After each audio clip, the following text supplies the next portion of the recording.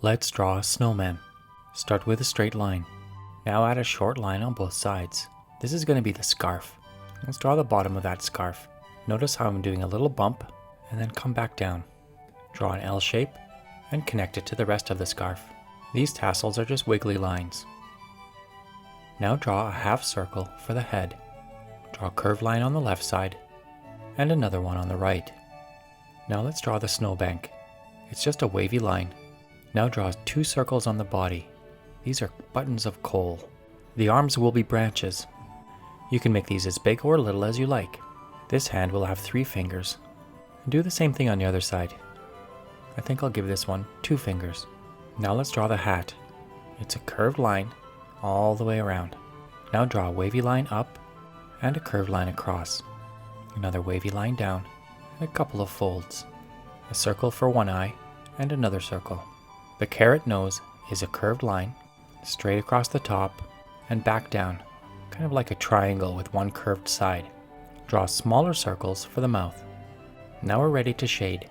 Let's start with a shadow right under the hat. This should be about medium strength. Use that same medium strength shadow right under the scarf.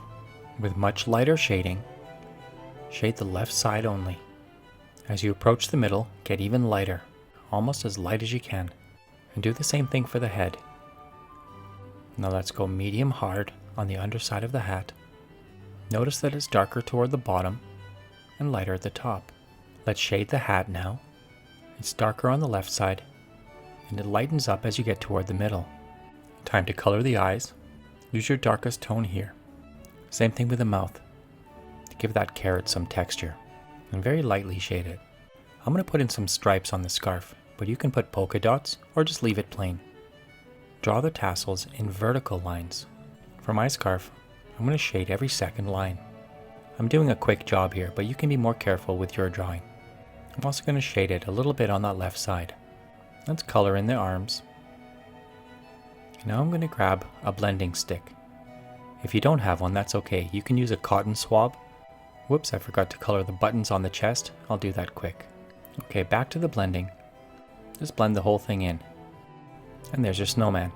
If you got value from this content, please like, follow, comment, and share.